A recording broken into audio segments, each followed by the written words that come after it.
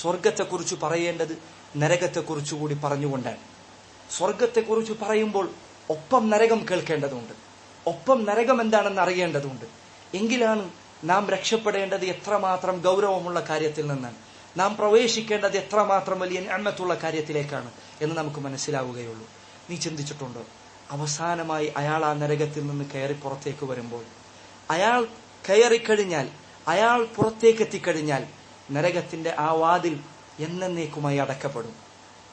പിന്നെ അതിൽ നിന്ന് ഒരാളും പുറത്തേക്ക് വരികയില്ല, പിന്നെ അതിൽ നിന്ന് ഒരാളും രക്ഷപ്പെടുകയില്ല, പിന്നെ അതിൽ നിന്ന് ഒരാളും ഒരിക്കൽ പോലും സ്വർഗത്തിന്റെ അനുഗ്രഹങ്ങൾ ആസ്വദിക്കുകയോ കാണുകയോ ഇല്ല. കാലാകാലം നരകമാണ്. റസൂലുള്ളാഹിയുടെ ഹദീസിൽ വന്നതുപോലെ സ്വർഗക്കാർക്കും നരകക്കാർക്കും ഇടയിൽ മരണത്തെ ഒരു ആടിന്റെ രൂപത്തിൽ കൊണ്ടുവരും. എന്നിട്ട് പറയും, യാ അഹ്ലൽ ജന്ന, സ്വർഗക്കാരെ, ഹൽ തഅരിഫൂന ഹാദാ, നിങ്ങൾക്ക് ഇയാളെ അറിയുമോ? അവർ പറയും, ഹാദാ മൗത്ത്, ഇത് മരണമാണ്. നരകക്കാരോടും അതുപോലെ ചോദിക്കും. അങ്ങനെ രണ്ടുപേരും അത് കണ്ടു കഴിഞ്ഞാൽ അവർക്ക് മുന്നിൽ വെച്ച് ആ മരണത്തെ അറുത്തു കളയും. എന്നിട്ട് അല്ലാഹു സുബ്ഹാനഹു വ തആല അവിടെ വിളിച്ചു പറയാൻ കൽപ്പിക്കും, യാ അഹ്ലൽ ജന്നതി ഖുലൂദ് ലാ മൗത്ത്, സ്വർഗക്കാരെ, ഇനി കാലാകാലം ഇവിടെ തന്നെ, മരണമില്ല. വയാ അഹ്ലൻ നാരി ഖുലൂദ് ഫലാ മൗത്ത്, നരകക്കാരെ, നിങ്ങൾക്കും ഇവിടെ കാലാകാലം തന്നെ, ഫലാ മൗത്ത്, ഇനി മരണമില്ല.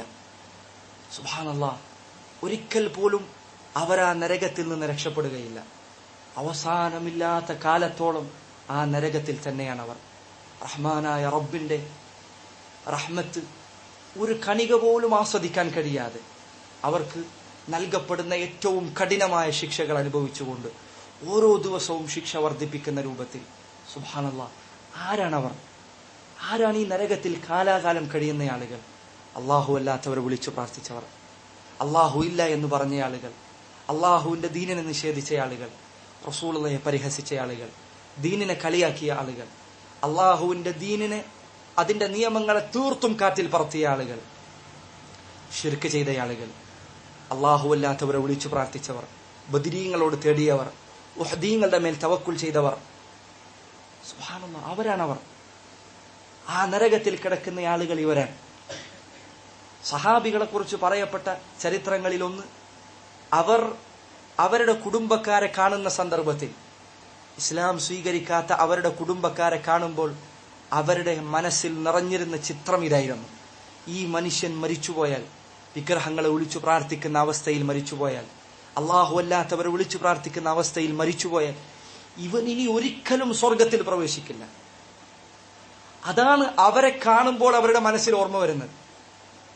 ഒരു കാഫിറിനെ കാണുമ്പോൾ, ഒരു മുശ്രിക്കിനെ കാണുമ്പോൾ, ഒരു സിന്ദീഖിനെ, നിരീശ്വരവാദിയെ കാണുമ്പോൾ അവരുടെ മനസ്സിൽ നിറയുന്ന വികാരം ഇതാണ്: ഇനി ഒരിക്കലും ഇവൻ സ്വർഗത്തിലേക്കില്ല, ഇവൻ ഇപ്പോൾ മരിക്കുകയാണെങ്കിൽ.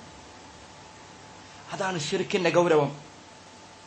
അത് ആലോചിച്ചാൽ നിങ്ങൾക്ക് മനസ്സിലാകും ഇബ്രാഹിം നബി അലൈഹി സ്വലാത്തു വസ്സലാം എന്തുകൊണ്ട് റബ്ബി ജുനുബ്നി വബനിയ അൻ നഅ്ബുദൽ അസ്നാം എന്ന് പ്രാർത്ഥിച്ചു എന്ന്. അല്ലാഹുവേ, എന്നെയും എന്റെ മക്കളെയും വിഗ്രഹങ്ങളെ ആരാധിക്കുന്നതിൽ നിന്ന് നീ അകറ്റി നിർത്തണമേ. എന്തുകൊണ്ട് റസൂലുള്ളാഹി സ്വല്ലല്ലാഹു അലൈഹി വസല്ലം ഏറ്റവും കൂടുതൽ യാ മുഖല്ലിബൽ ഖുലൂബ് സബ്ബിത് ഖൽബി അലാ ദീനിക്, ഹൃദയങ്ങളെ മാറ്റിമറിക്കുന്ന അല്ലാഹുവേ, നിന്റെ ദീനിൽ എന്നെ ഉറപ്പിച്ചു നിർത്തണമേ എന്ന് റസൂലുള്ളാഹി എന്തുകൊണ്ട് പ്രാർത്ഥിച്ചു എന്ന് നിങ്ങൾക്ക് മനസ്സിലാകും. അതുകൊണ്ട് സഹോദര, ഈ പറഞ്ഞ അർത്ഥം നമ്മുടെ മനസ്സിൽ എപ്പോഴും ഉണ്ടായിരിക്കേണ്ടതുണ്ട്.